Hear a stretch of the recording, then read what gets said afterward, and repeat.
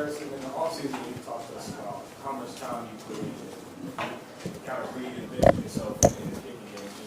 Does it pay off when you see results like this?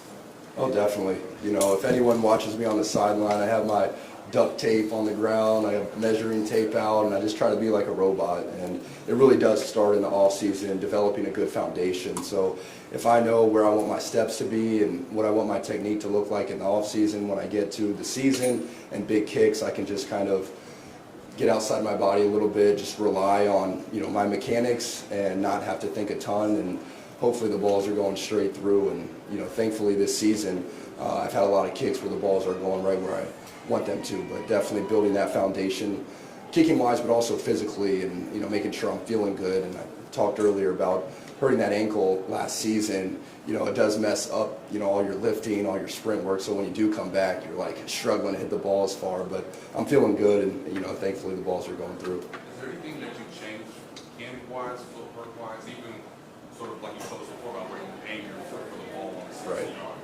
I think I really had to be okay with my technique looking different. I used to skip downfield a lot, so I would plant with my left foot and then skip, you know, maybe at a 45-degree angle, a couple feet downfield. But now, you know, I don't really skip at all, and if I do, sometimes it's straight to the left or almost a little bit backwards. And, you know, it's not, you know, perfect technique, but the balls are going through, and as a kicker in year 7, I'm not trying to, you know, be the best looking technique kicker there is. If the balls are going through, that's what I'm going to do, and I've had to adapt and evolve. But, you know, I still got a pretty decent fall through with the right leg, but, you know, I'm just not skipping downfield as much. But, you know, that's really minor stuff. At the end of the day, the ball's going through. That's the most important. You kicked obviously game winners, Super Bowl. You've been doing this for a long time. What's the feeling like when the ball's midway in the air and the crowd sort of lets you know? Well, normally the crowd doesn't let me know, you know. I'll know before the crowd, or I should. But it's been a lot of fun, and it's a blessing to be able to play with the Kansas City Chiefs, where, you know, we have a great coaching staff, great team of guys, and we're fortunate enough to win a lot of games. So I've been put on this pedestal where I am kicking big kicks, and it's nothing to do with me as a kicker. It's just I'm on this team and I'm getting the spotlight a lot of times, and, you know, it's just a blessing as a kicker. You don't really create kicks, right? You just are given chances to go out there, and hopefully you produce and do well. But I never would have thought I'd be an NFL kicker now, going on 7 years, and still, you know, kicking the ball and feeling good. So just very thankful. I think the 60-yard field goal.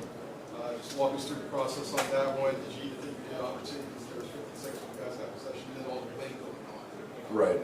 In warm-up, I made a 65-yarder with some room to spare, and Coach Toe loves banging big field goals at the end of the half or end of the game, but our offense is so good, we normally get a short field goal or even score a touchdown. So a 60-yarder was definitely, or 61-yarder was definitely in our range, and going towards that tunnel, the wind was at my back. And, you know, thankfully it just went inside that left upright, went through, and, you know, it's just something we practice, and we try to be the best we can leading up to the game, so that when we get to the games, it just feels smooth and like we're in a rhythm. So 65 yards was your range for that?